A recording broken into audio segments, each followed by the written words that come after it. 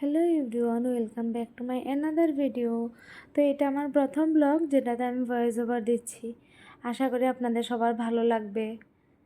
তো এখানে উঠেই আমি ঘুম থেকে আজকে দেখি প্রায় 7টা বাজে গেছে, মানে অনেক লেট হয়ে গেছে। তো এখানে ছেলের জন্য দুধ গরম করছি। দুধটা বরফ হয়ে গেছে, অথচ আমি দুধটা ডিপেও রাখিনি।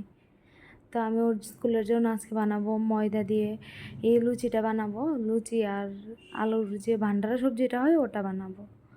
তো এখানে আমি আলু কুকারে দিয়ে সিদ্ধ করতে দিয়ে দিয়েছি, আর এখানে ময়দাটা এবার মাখিয়ে নেব।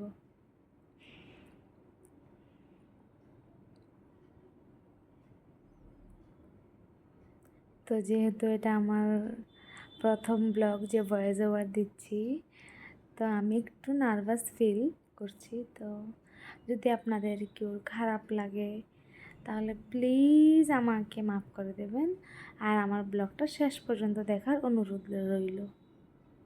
তো এখানে আমার দুধও হয়ে গেছে, এবার দুধ ঠান্ডা করে ছেলেকে দিয়ে দিয়েছি। এবার লুচিগুলো আস্তে আস্তে একটা একটা করে বেলে নিয়েছি, এখন ভাজার পালা। ও উঠে পড়েছে, উঠেই বলছে যে কালকে রাত্রেও বলেছে যে মাম্মা মেরে দোস্তों को आलू की सब्ज़ी पसंद है। ওর বন্ধুরা নাকি আলুর সবজি পছন্দ করে, তো ওকে আলুই দিতে হবে আজকে। তো ওটা আর বলতে পারে না যে আলুর সাথে আমাকে পুরি দিও কিংবা লুচি দিও। ও বলে ও যে हम खाते हैं ना, মানে ও সবসময় বেশিরভাগ টাইম যখনই আমি ওকে এই সবজিটা দিই সাথে পুরিই দিই। তো এটা আর বলতে পারে না যে পুরি দিও, জাস্ট আকার ইঙ্গিতে বুঝিয়েছে যে ওটা লাগবে। তো এখানে আমার আলু সবজিটাও প্রায় হয়ে আসছে।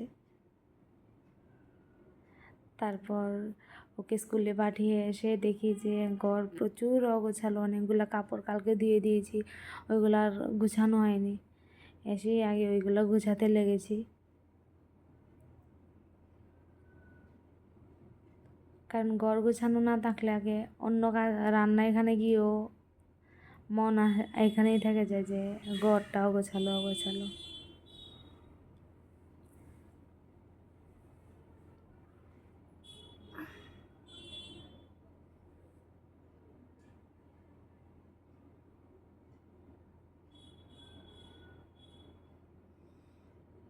তো এখানে আমি দুপুরের লাঞ্চের জন্য প্রিপেয়ার করছি।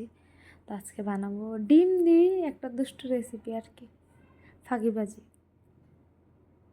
কারণ ও আবার এইসব কোনো কিছু খাবে না, আমার ছেলে আবার এগুলো খেতে পারে না, ওর একটু সমস্যা হয়ে যায়, একটু মশলাটাও বেশি হয়ে যায় আর কি। এইখানে ডিমের মধ্যে একটু মশলাটা বেশি হয়ে যাওয়ায় ও আর ওটা খেতে পারে না। আর যেহেতু বর নেই, তো আমার একার জন্যই বানাচ্ছি। তো এখানে আমি অনেকগুলো পেঁয়াজ দিয়ে দিয়েছি তেলে, তারপর জিরা ধনিয়া যে ঘরোয়া মশলাগুলো হয় না ওইগুলো দিয়েছি। তারপর একটা টমেটো দিয়ে দিয়েছি ছোটো ছোটো করে কেটে। মশলাটা কষে গেলে সাইডে রেখে ওটাতে একটা ডিম দিয়ে একটু গোলমরিচ দিয়ে ভালোভাবে মিশিয়ে নেব। তারপর এখানে আমি এক কাপ মতোই চাল দিয়েছি। যে কোনো একটা কাপ দিয়ে, যেই কাপ দিয়ে চাল দেবেন ওটা দিয়েই 1.5 বাটি কিংবা 1.5 কাপ, ওর 1.5 গুণ বেশি জল দিলেই হয়ে যাবে। তারপর ওটাকে আমি ভালোভাবে ডেকে দিয়ে দিয়েছি।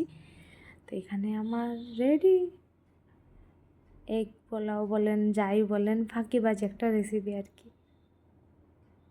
তো চলুন আজকের ব্লগটা এখানেই শেষ করলাম। ভালো থাকবেন, সুস্থ থাকবেন।